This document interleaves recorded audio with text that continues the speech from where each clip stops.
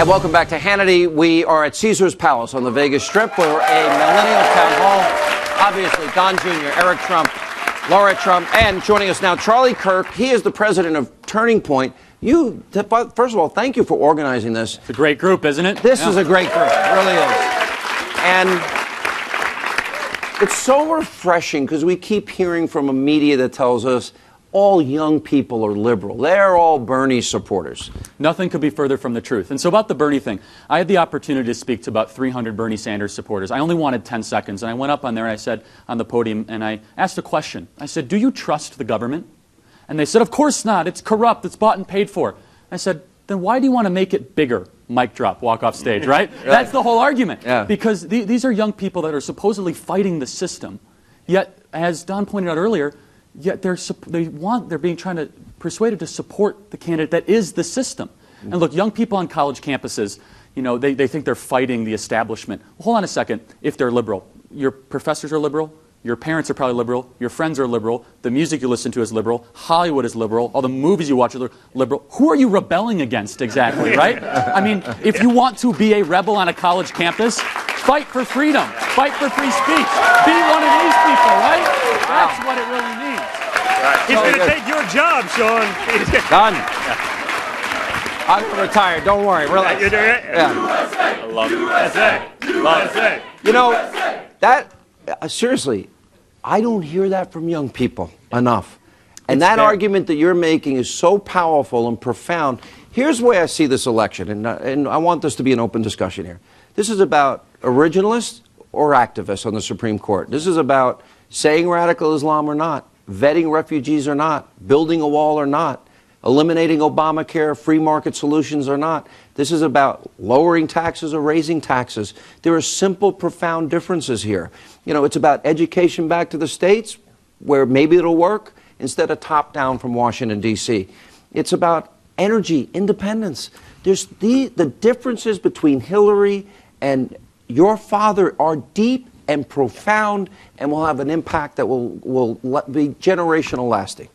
That's right. And you see on college campuses, the professors and the media with it, they're trying to do everything they possibly can to try to make Hillary Clinton more attractive to younger voters. And guess what? It's not working. The latest poll had her at 42% of youth support. Yeah. At the lowest level, Barack Obama had 66% of youth support. There's a 24% decrease. And look, this is not about Republican versus Democrat. This is about insider versus outsider. This is about someone who is the system and someone who wants to fix the system. Let me get to this, because this is important. I have never, in all the 30 years in radio, 21 years at Fox, I have never seen a media establishment, a Republican establishment, a Democratic establishment, a global establishment against one man. It's the way they are against your father-in-law. Think about what he's fighting. I mean, think about what our father's fighting, right? He's fighting maybe the greatest political machine of all time. He's fighting unlimited super PAC money. I mean, Hillary's top 20 donors contributed 70% of all money that she's raised in her campaign. These are the George Soroses. They have complete control over her. He's fighting the biggest media machine in the world. Now proven to be in the tank for her. He's fighting a corrupt system. I mean, we're seeing it now with the DOJ. We're seeing it with, I mean, you guys are seeing this. The State Department. There's evidence of collusion with the Department of Justice, the State Department, and the Obama White House. They tried to bribe the FBI. They tried to bribe the FBI. I mean, that's what we're dealing with. And you know, my father's out there fighting. He's fighting for all of us. He's fighting for all of you. He's a man who didn't need to do this. I mean, he had an amazing life. You've got to admit, he doesn't back down. I mean, it's actually fascinating to watch him. What have you seen behind the scenes? Laura, I'd like to ask you, because you were the outsider that came inside to this crazy family. Sorry, I didn't mean it in a bad way. That's okay. Yeah. We're a little crazy. A little crazy. A little, no. But you've seen the inside of this. These are people that perform, people that work hard, people that generate jobs, people. This guy spends a lot of his time raising money for multiple causes. Yeah. You know, he does too, even in his spare time. I mean, you guys really give back a lot. Well, you look at Donald Trump, his entire life, he's fixed problems. You know, actually, Eric talked about it in his RNC speech. Woolman Rink, an ice skating rink in the middle of Central Park. He overlooked from his Fifth Avenue office every day the city of New York trying to build this ice skating rink. 8 years. It took them forever. It wasn't working. He finally was like, guys, give me a shot. I want to try. He came in well ahead of schedule, well under budget, and that's the way we need to run this country. That's what he wants to do to this country. Common sense approaches. Yeah. You know, I've watched you and your dad. I watched your exchanges. And what I love about you, watch them together, and he's throwing out his ideas, his father's throwing out his ideas, and you work to come to the right answer, consensus. I never got the impression it's about who's right, but what's the right answer. 100%. I mean, that's what he's done in business, right? You can't have the track record of the success that he's had for 40 years in different businesses, different kinds of real estate, all sorts of businesses. You can't do that with a one-track mindset. You have to be able to bring in the best. You have to then listen to them. You have to make up your own mind. And no one's ever going to say my father won't make up his own mind.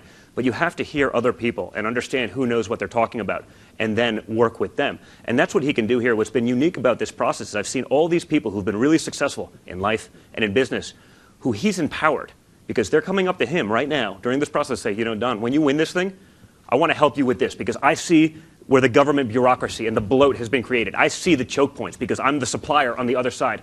I want to help you get in there and break all that up. So he's going to be a real disruptor in D.C. He's going to take that corrupt system and shake it up. He threatens that establishment. And that's why he's gotten hit by both sides, because they've all gotten really rich creating this system that only works for the insiders. So you're going to have an outsider in there. It's going to shake that up, and we're going to streamline things again, okay? Because what we can do, if we get rid of the waste, the fraud, and the abuse that we all know is so prevalent, you know, it'd be amazing. Charlie, give your closing argument to young people that maybe are on the fence a little bit tonight, and they're trying to figure out who they should be voting for. Right. I think the argument is clear. You know, if you're happy the way the country is going, if you think that Washington, D.C. is serving the best interests of the younger generation, then you have their candidate. Your candidate's Hillary Clinton.